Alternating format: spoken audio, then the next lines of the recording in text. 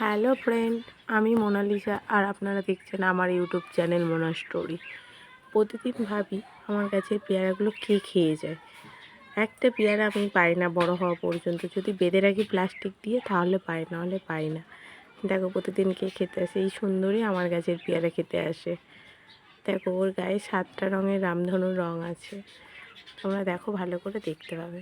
প্রতিদিন আমার বাড়ির অতিথি পেয়ারা খেতেই আসে। পেয়ারা না, আমার বাড়িতে অনেক ফলের গাছ আছে। ও যখন যে সিজনে যে ফল হয় ও তখনই আসে। আর ও একা নেই, ওর বাচ্চা 2-3টে বাচ্চা আছে, ওর একটা সঙ্গী আছে, 4-5জন মিলে আসে। আজকে ও একা এসছে, তোমাদেরকে ভাবি দেখাবো, তো সেই সময়টা কোনো দিন হয়ে ওঠে না। তাই আজকে সময় পেলাম, তাই তোমাদের সাথে শেয়ার করলাম। ভিডিওটা ভালো লাগলে লাইক কমেন্ট শেয়ার করবে। যা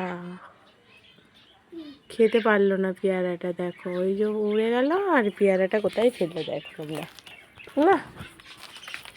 দেখো পেয়ারাটা ও খেতে পারলো না, বরং এই ফেলে দিল। প্রতিদিনের কাজ ওর এটা, এই যে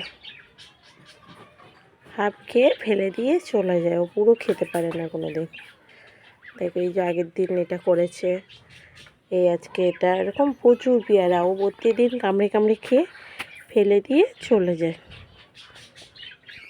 আর এই একজন আমার পেয়ারা লাভার, এই যে এও খুব পেয়ারা খেতে ভালোবাসে, কিন্তু সমস্যাটা হচ্ছে ওর ওর বড় হওয়ার আগে ওরা খেয়ে চলে যায়। আমার পেয়ারা লাভারের মনটা খারাপ হয়ে গেল, বললো ইস সব বড় পেয়ারা খেয়ে নিল। মা কি হয়েছে বাবা? হ্যাঁ কি, হ্যাঁ এখন তুমি কি করবে? এটা আমার পেয়ারা লাভার, তা আমার পেয়ারা লাভারের থেকে আরেক বড় লাভার এসে আমার সব পেয়ারা খেয়ে চলে যায়। আজকের ভিডিওটা এই পর্যন্ত, ভালো লাগলে লাইক কমেন্ট শেয়ার করবে। টাটা বাই করে দাও ফ্রেন্ডে।